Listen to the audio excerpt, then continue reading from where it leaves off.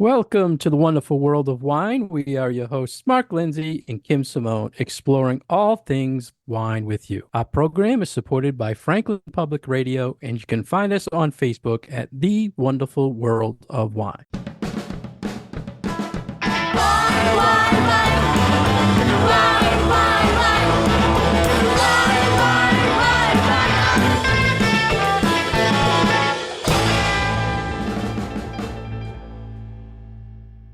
Hello again, everybody, and welcome to the wonderful world of wine. How are you today, Kim? I'm doing fine. How about yourself, Mark? Everything is just great. We're here again talking all things wine with our listeners. And today we have what I think is an interesting subject, Kim, and we've hit on it a few times in the past, talking about non-alcoholic wine. What do you think, Kim? Non-alcoholic wine. I think for a show that talks about trends in the wine world, this is absolutely something that we should be talking about because this is one of the most kind of at the forefront of what people are thinking about and talking about in the wine world right now is lower alcohol or no alcohol wine. And you wouldn't have even thought about this a couple of years ago, but it is something that I feel like people are talking about and bringing up. And I definitely feel like it's something that we should be discussing and we should be tasting if these wines are available, and we should be bringing some information to our listeners. I'm glad you said it's trending there, Kim, because there was a stat 2023, it is up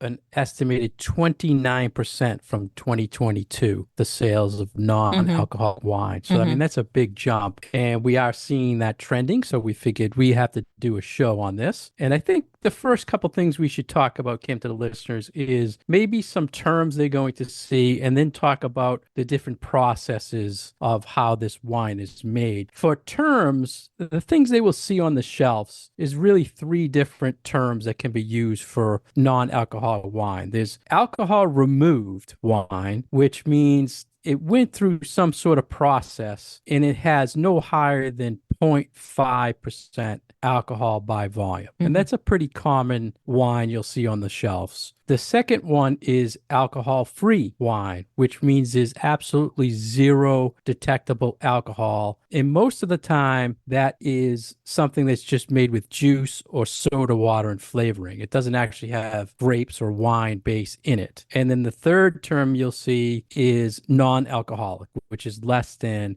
0.5%. So those are the three kind of terms for alcohol, Kim. And then I thought maybe you could start explaining what are the methods of how this wine is made. I want to add one other term that people might see on a label.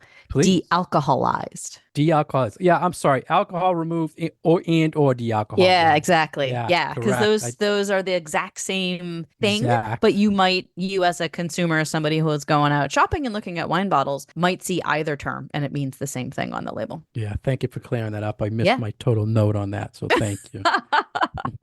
Always there for me, Kim. That's right. That's right. And it's teamwork. It's teamwork. Yeah. So there's a couple of different ways that a wine can be made so that either it is lower in alcohol or some of the alcohol is removed or there is no alcohol in it at all. So that second one that you talked about, Mark, where it was more like a wine type product, can those even be labeled as wine? Well, if it's like a alcoholic beverages, they are considered a alcohol-free beverage, which to me is no difference than soda and stuff like that. Yeah, but I wonder if it'll say wine on the label. Maybe not. I wouldn't think so because it doesn't have actually any. I do feel like that was a smart one to bring up in this discussion because even though it might be a beverage that is made to kind of taste a little bit like wine and to sort of fit that niche of beverages that people who like to drink wine but maybe want to stay away from alcohol, it kind of fits in that hole. So other than that type of beverage where you don't actually have anything that had alcohol in it to begin with, there are a couple of ways that alcohol can be removed from wine. So one of the ways is it's like a centrifuge kind of machine where it spins very, very fast and it separates the components. So a lot of the technology that is used to remove alcohol from wine is a different ways of separating out the components from wine and then kind of putting them back together. So you might have one machine that separates out the alcohol and the water, but you're left with all the flavors and the aromas, and then you have to add the water back into it. Or you might have a different process where it spins out the alcohol, but it keeps the other things. Or there's a reverse osmosis process that separates out the alcohol. So it's a very technical and labor intensive process. And it has always sort of struck me that the wines that we see on the market that have the alcohol removed from them seem to appeal to people who are looking to be healthier. Remove alcohol from your diet, and so therefore you'll be healthier. But a lot of those people are also interested in more like slow food movement or organic food or eating food that is less manipulated. And this is frankly a much more manipulated product than just a regular bottle of wine. But that's just my 2 cents and my kind of getting off the topic, but I couldn't help myself. No, fine. And that centrifuge technology, they call it spinning code. Yeah, spinning cones. Yeah, the spinning cone technology. And they actually also use nitrogen gas, which separates the alcohol out. But the whole key to the method they use is they want to not affect the mouthfeel or the flavors of the product. Or the aromas. Or the correct. aromas of the wine. Yeah. And that is one of the downfalls of some of this technology. You also mentioned the reverse osmosis, which is probably the most used, where they filter out to like the molecular level. Right. And that's the most cost-effective method of the three. And the third was vacuum distillation, which they basically heat up the wine to evaporate the alcohol. And there was some talk about that. We're going to talk a little bit later about some of that technology. There's a lot of different processes that they need to do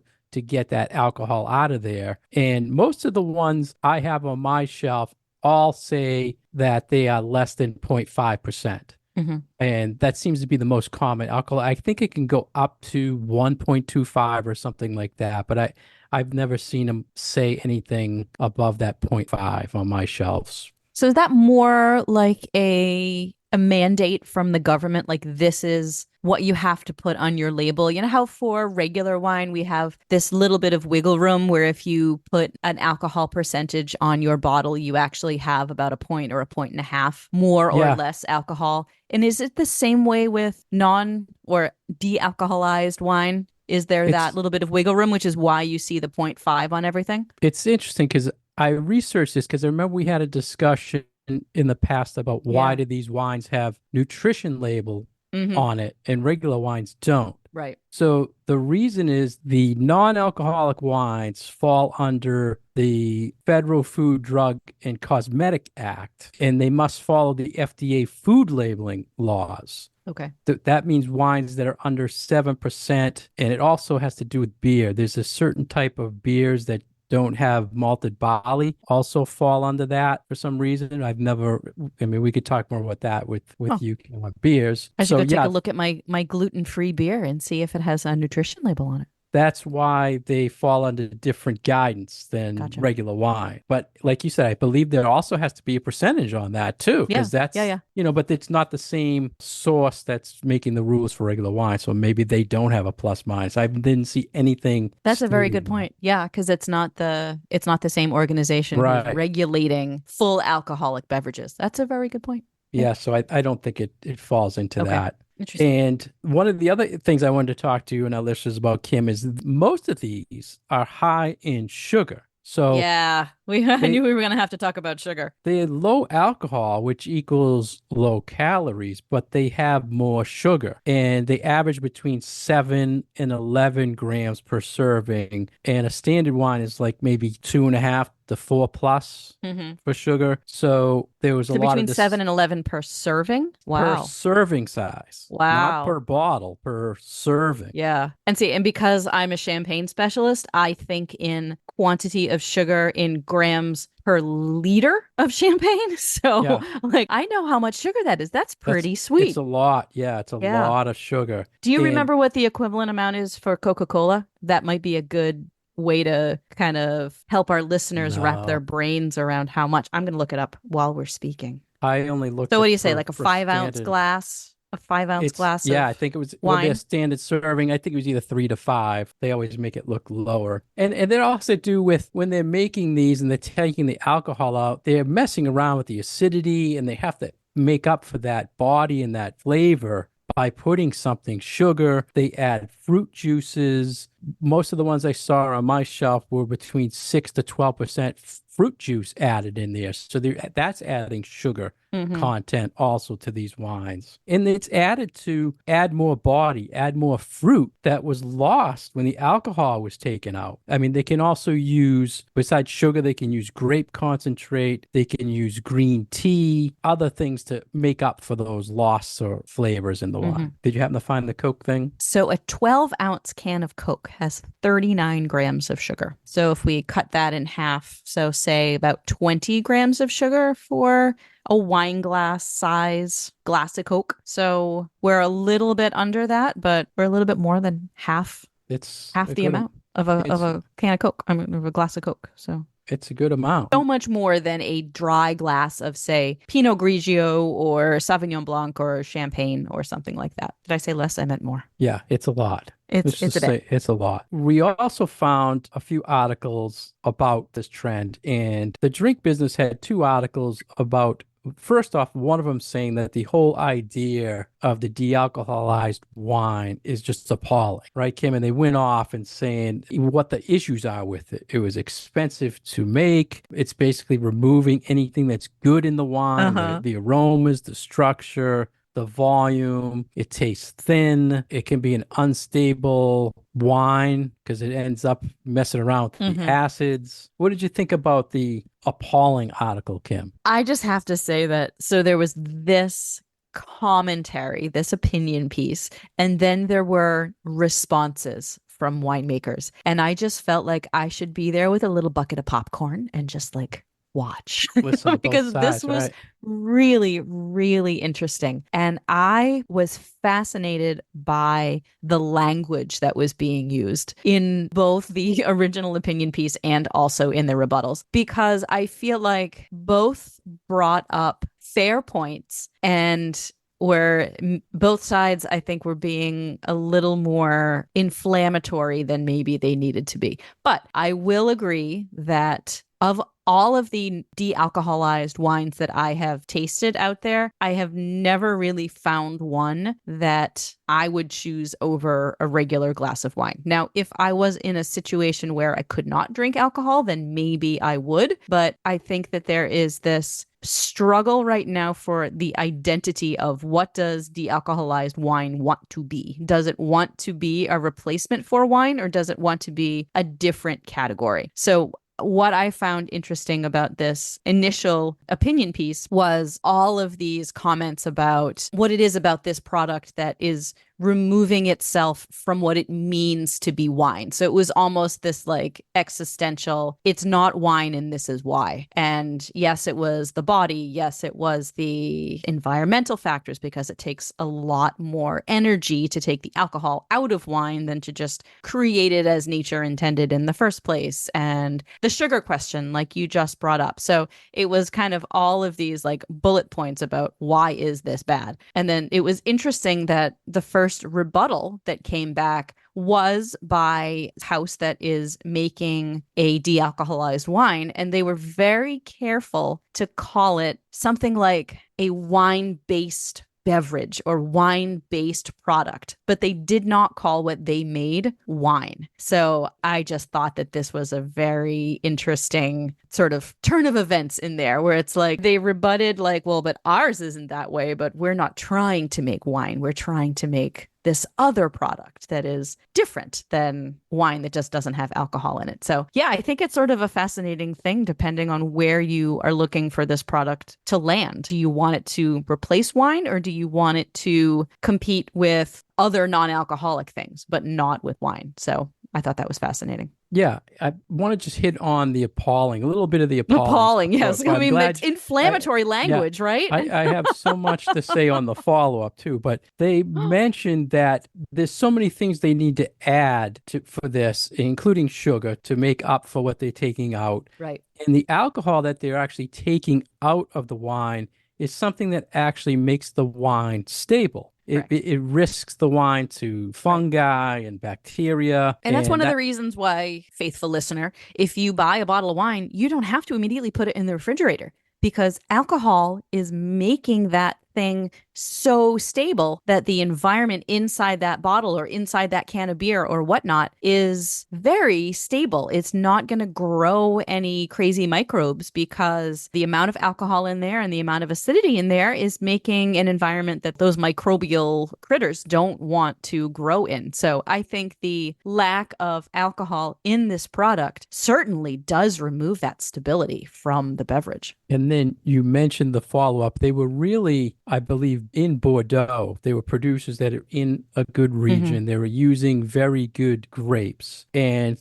there were 3 or 4 different individuals who were very upset the way things were worded. And they had their side to it, like you said, Kim. And they were saying the key is you have to use certain grapes because only certain grapes work to take the alcohol out because you still get good flavor from them. And they were using Grenache Blanc and Chard for whites, and they were using Grenache and Pinot Noir for reds. So they said that's the difference. You can make these de-alcoholized wines, but you have to use the correct grapes. And on the market now, you're seeing every varietal out there being made because it's popular. You're seeing Pinot Grigio, Sauv Blancs, but that was one of their big thing. And they're saying also that the amount of alcohol, anywhere between 15 to 20% of what they're taking out, they're recycling it. They're using it for spirits or fortified wines. Well, sure, you're not going to waste all that good, you know, concentrated alcohol. They were saying we're not wasting this stuff. I mean, we are using energy, but we were putting the resources back. Everything that is a product that will be brought to market uses energy. This is just something that requires that additional step. Right. So, yeah. And they can use but so does natural distillation flavors to enhance the wines. They don't have to use these weird substitutes. There was some interesting feedback. And they also hacked the fact that in the bad article, they were saying, oh, they heat it up and it can be for minutes, long periods of time. And that really is bad for the wine. And they were saying, actually, the flash pasteurization takes seconds. It's not what you think it is. So yeah, it's not like you're not boiling the wine, and it's not like old-fashioned pasteurization. It's a lot, it's a lot quicker, and it's a lot more modern. Yeah. And once again, proves Kim and I's point that in the wine world, you see one good thing, you see one bad thing, you just wait. If you see something bad, just wait a couple days, and there'll be something good about it. So proves our point, Kim. But I mean, the opposite could totally be true. Like someone could have posted something with all of the positive aspects of it, and then there would have been a rebuttal using the same information that what was it called? It wasn't atrocious. What was the word? For the bad part? Yeah. Appalling. The appalling article. Yeah. And especially with something as emotionally fraught as wine, if that makes any sense. People have very, very strong emotions when it comes to wine and wine tradition and what does wine mean. So to be doing something as drastic as taking the alcohol out of it, that's going to inflame some emotions in a lot of people. But I'm still looking for a good bottle of non-alcoholic wine. So I'm interested in researching some of the brands that we have been reading about in the numerous articles that you sent me about this topic. So there are a few that we could experience here in our local market, and I think we will get to that after our break.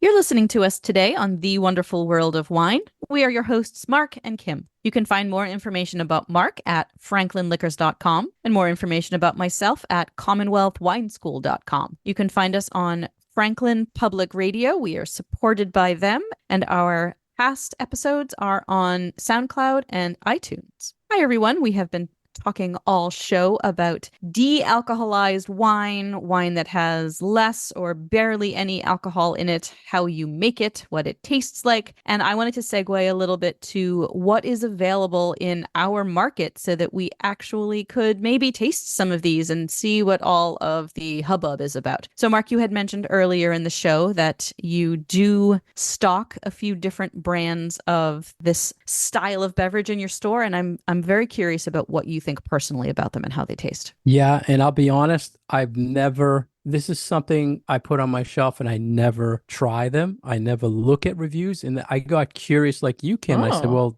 are there reviews on these wines? And Wine Enthusiasts did do a whole segment in January of 2024. And they did have those wines you mentioned earlier that they weren't really wine based. So they had absolutely zero alcohol and they were pretty expensive. And you and our Hmm. listeners have probably seen the trend that these non-alcoholic liquors that are out there, they're Oh, yeah. expensive, right? I have a few of them and they are pricey. So that seems to be the direction. They're coming out with these products and they're expensive. So when I first started getting into it, we're talking years ago, the big brand was Sutter Home, and Sutter Home had a line called Free. Free. Yeah. And they started with like the White Zin and the Merlot and Cab, and now they're into Moscatos. They have a Brut sparkling. It got pretty big. And then I wanted to get some imported wines. I got the Gießen. Is it Gießen or Geisen? I always thought it was Gießen from Gießen. from New Zealand, right? New Zealand, they make an excellent Sauv Blanc and Pinot Grigio. And then recently more sparklings came out. So it was all about trying to find different types and different styles. And Pinot Grigio's popular. And then I couldn't get it. There was a big run on it and you couldn't find any Ah, of it. And now it seems to be back in stock. I did find reviews on it. And I had a question for you, Kim, because the Mio Netto has a sparkling and it's Glera, it's Prosecco, but by Italian law, they can't say Prosecco sure. because it has no alcohol in it. So I was wondering, have you ever seen anything coming from Champagne that they're taking the alcohol out? No. Nope. Nothing. No, Nope. no talk about it, Nope. right? Because the whole, Heck, dude, they don't even sell us their still wine. yeah. Yeah. So, I mean, there is a lot of inexpensive sparkling and Prosecco is popular. So they jumped on the bandwagon, but they just don't say Prosecco. So a lot of times I'll say, I have a non-alcoholic Prosecco. And they say, well, it doesn't say Prosecco on it. And that's the reason. Yeah. There's laws behind that. There are reviews out there, like you said, and it's not something people are coming around with and saying you want to try it. It's just like put it out there, and you'll find the alcohol-free wines too in the grocery store. That Yep. even if they don't have a license to sell, they sell it. It's very common in beer. They have beer there and wine in there. Well, it's like In the kombucha. soda You know, section. it's got Correct. kombucha has like the same amount of alcohol as one of these de-alcoholized wine. Like it'll say like 0.5% alcohol on a bottle of kombucha. Right. Yep. Right. Because it's fermented tea. So I mean it's got a little bit of alcohol in it, but just enough to give it some bubbles. And I wanted to touch base quickly, Kim. We mentioned the environment early on, Mm. and there was an article in Food and Wine. It's saying, is alcohol-free wines better for you but worse for the environment? And they were saying because of this, the reverse osmosis technique, they use a lot of water, which is not good for the environment, which gets back to the whole bad article. The method with the centrifuges uses a lot of energy. So they're saying these companies are not good for the environment. They're not sustainable. And that rebuttal article from the French winemakers were saying, yeah, well, there are sustainable companies. And I don't know if you saw this other one, though, Kim. There's something that said a lot of these companies who put this wine out, or the no alcohol wine, they actually have to transport this to other locations. So Right. they're using a lot of energy and not good for the environment because they're transporting it all over to Yeah. take the alcohol out of it, which I There thought was was an interesting there was thought. one very clever one who was like, well, we have that facility in between where we make it and where we bottle it, so we have to go there anyway. Anyway, So we right. could just make a stop in the middle. I thought that was super clever. But all these little things for food Yeah. and wine to pick up on these little things. So saying don't drink it because of this, or just be aware of Yeah. it because of that. I thought that was kind of a weird thing to say, but Yeah, I think the whole like just as a consumer, the awareness of what you are consuming. And I think more than the removal of the alcohol part of it is the additions that are put in, and kind of like harking back to my earlier comment about this is not an unprocessed product. This is something that is highly manipulated. And that doesn't necessarily mean that it's bad for your health. But if you are the type of consumer that wants to put as few processed things into your body, regular wine, even with the alcohol that it contains, is much less processed than a de-alcoholized wine. That's just my little soapbox there. Right. You're talking about that, Kim. Let's talk about health. We had a conversation with Tony Edwards. Was he talking about non-alcoholic wine or low alcohol wine when we spoke? He was talking about low alcohol Low. wines, right? He was talking about Okay. lower alcohol wines. Yeah. So researching is the non-alcoholic wine good for your health? There was some talk saying the resveratrol level in non-alcoholic wine is actually higher This was fascinating. Yeah. because it's more concentrated. So Right. explain that, Kim. So I think this came from one of the articles that was focusing on a particular de-alcoholized wine out of Austria, if I'm not mistaken. It Yeah, was yeah. a red blend that I would love to get my hands on a bottle of that and try it because it does sound quite intriguing. But the idea is that when you use the process that they have developed to take the alcohol out of their wine, it concentrates all of the other aspects of the wine. So all of the other acids and the residual sugars and the aromas and the flavors and the tannins and all of those things that are in the wine. When you remove the alcohol, it is concentrating all of those other things. And to make up for the lack of alcohol, you're sort of boosting all of the other components of the wine, including the good things like resveratrol, which is that thing in red wine and also in like blueberries and cherries and all sorts of other highly pigmented fruit and vegetables and stuff out there that is supposed to be very good for your heart. So they're saying that because their de-alcoholized wine has sort of bumped up the amount of that in their wine,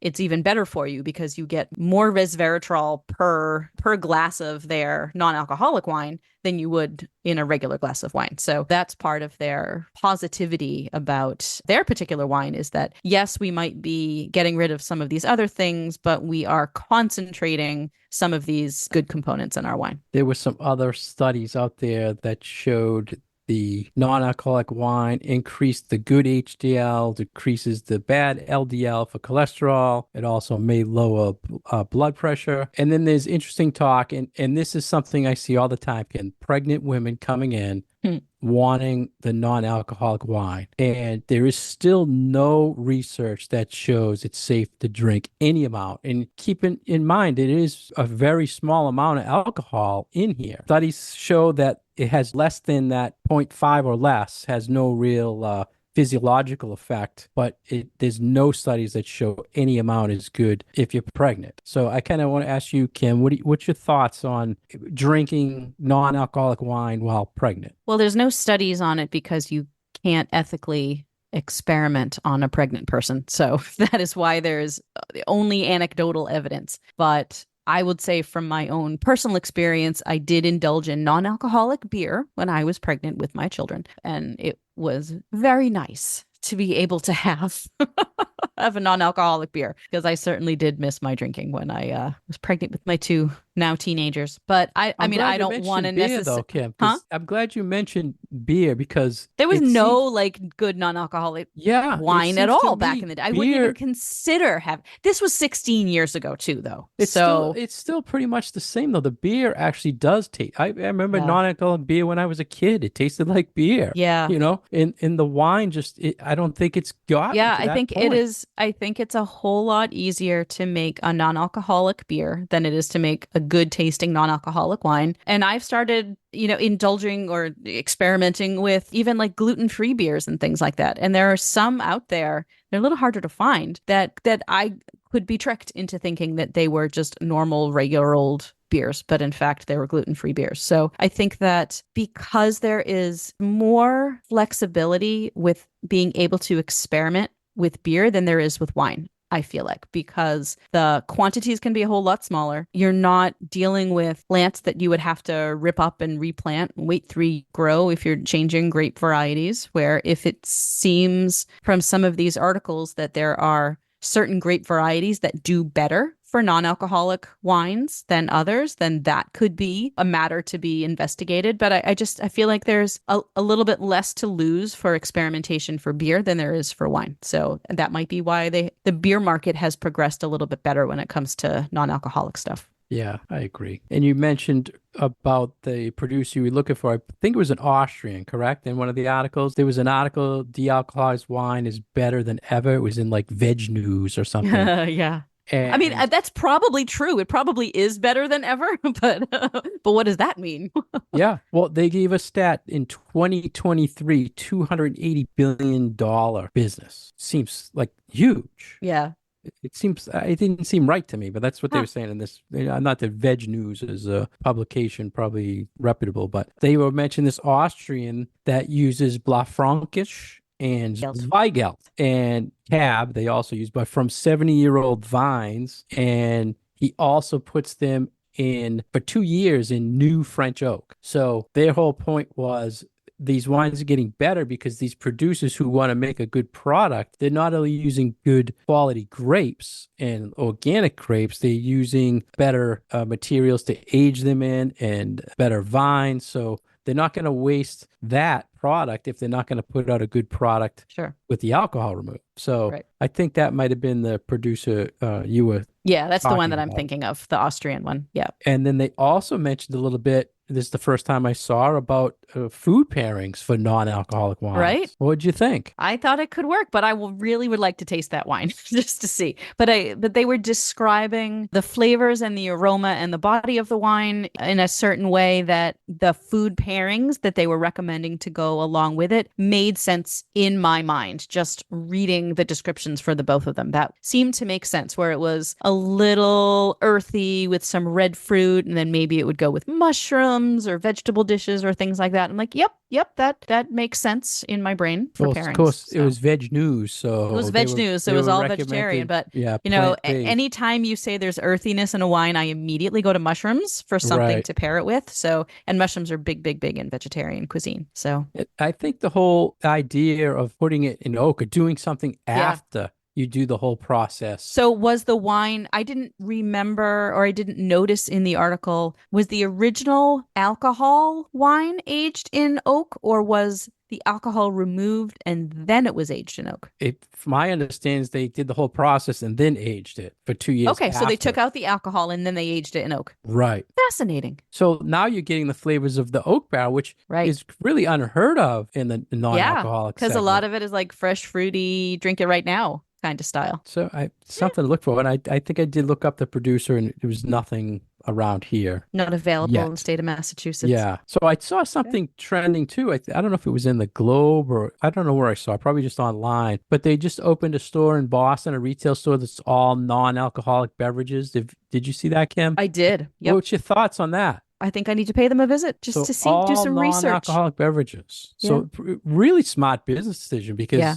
you don't need a liquor license, right? Right. And anybody, it was kind of a question I had the distributor one time was saying, if you sell these, can anybody call up? Because you don't need an alcohol license to get to sell it. Can you sell it to a 14-year-old? Yeah, You know, well, I I mean, guess so. I mean, you can buy a bottle right? of kombucha at Whole Foods. I mean, my kid can buy it. Yeah, So yeah. I've never had an issue with legal about do you not sell these to people because it's in the Yeah. supermarkets, like Yep. you said. It's like cooking wine, right? I mean, Right. you can send your teenager grocery shopping and they can buy a bottle of cooking wine. It technically has alcohol in it, but it's not considered something that you have to be over 21 to purchase. I thought it was a smart business thing. The money Yeah. they're saving in Boston on a license, On a liquor license, no right? kidding. The niche of just or doing all non-alcohol, jumping on the trend. And we'll see if I'll be interested to follow up how long they last. Yeah. So Well, maybe we'll I will see. go pay them a visit and I will do a tasting and then I will revisit this on a future show for our listeners. Yeah, definitely let us know, Kim. Will do.